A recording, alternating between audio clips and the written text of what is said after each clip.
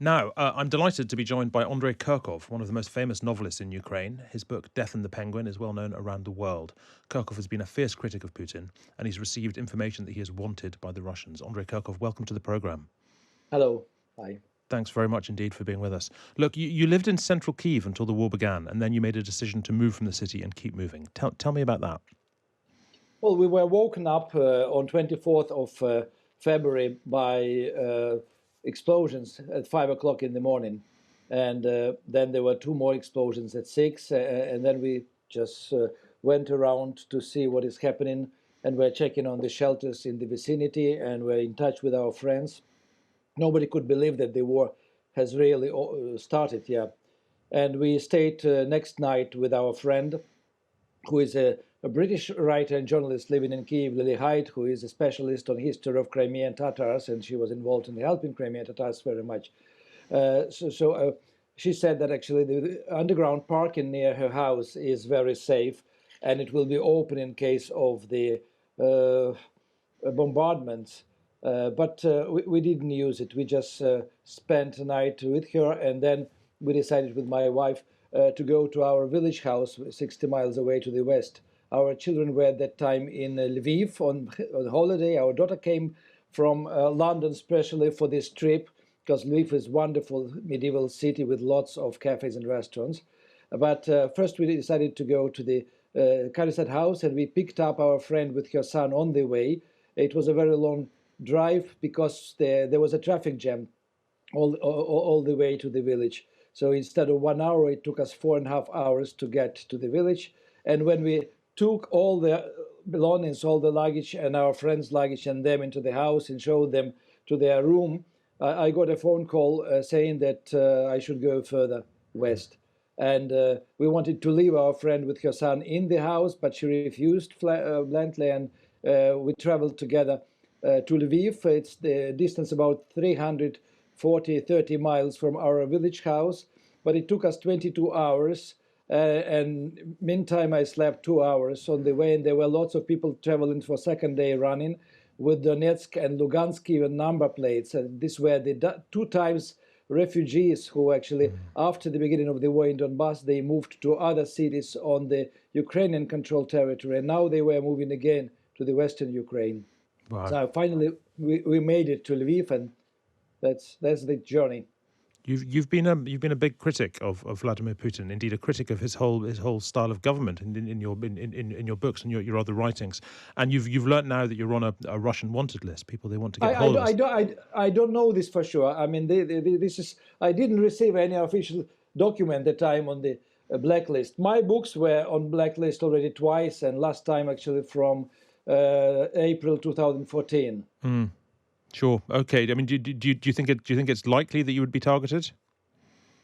I mean, I will not be tolerated anyway. I mean, I don't know if I'm to be imprisoned or to be done a different way with. But I mean, there are many people who are criticizing and were criticizing Putin in Ukraine, and most of the intellectuals were anti-Putin all their lives. So I mean, it doesn't make sense to talk about my situation. I mean, we should talk about the situation the Ukraine finds itself in. Yeah, understood. But I mean, through your books, you've helped a lot of people to understand government by oligarchy, basically, and how that sort of corruption sets in. I mean, you must have considered. Did you consider the new Ukraine to be an antidote to that, moving away from that style of government? Well, it was moving slowly away, but I mean, Ukraine is a very specific country with a mentality of individualists. So, I mean, if Russians have one and the same image of Great Russia in their heads, Ukrainians, each one has a separate and different image of Ukraine.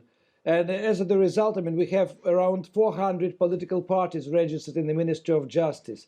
I mean, we have real democracy, but with a huge influence of organized anarchy, which was traditional for Ukraine in 16th, 17th century when Ukraine was independent territory ruled by elected hetmans, who were actually military chefs and heads of territory. So, I mean, this makes us different. I mean, I'm ethnic Russian. I grew up in Ukraine. I'm psychologically and mentally Ukrainian.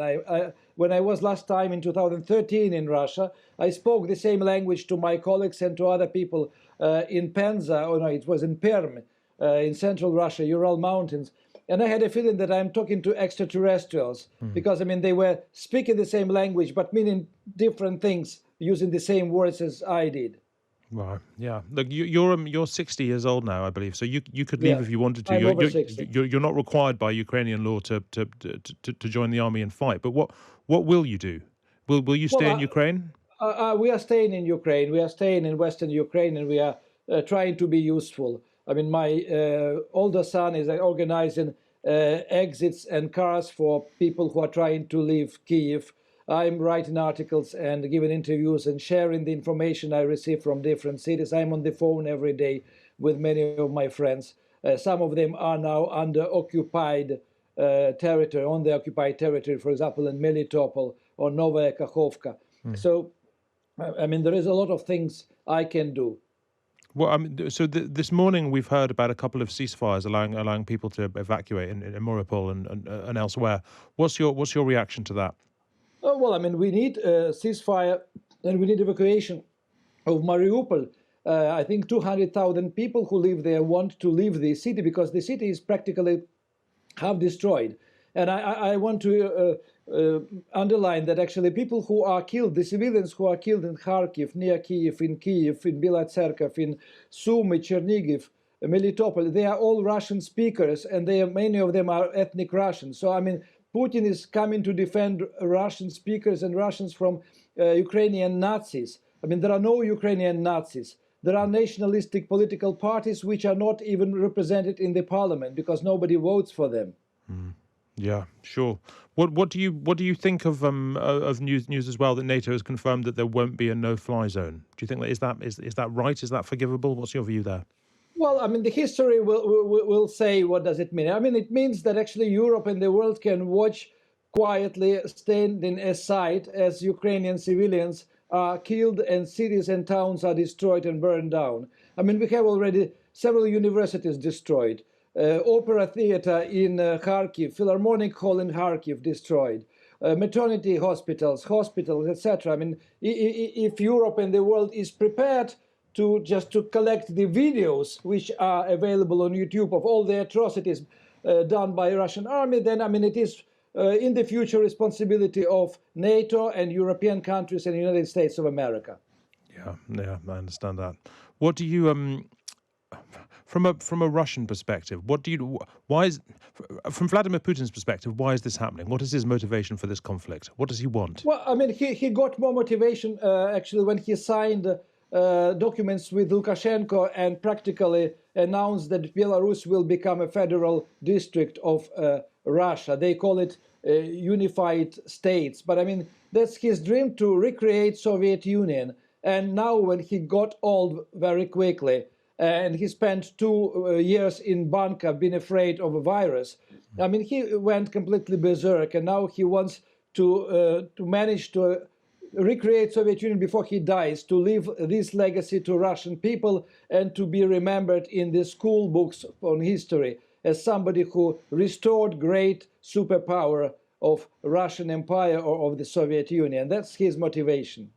Yeah. So Volodymyr Zelensky in Ukraine, you had previously criticized his lack of professional political expertise and his lack of delivery on his electoral promises. But how's your view of him changed in this crisis?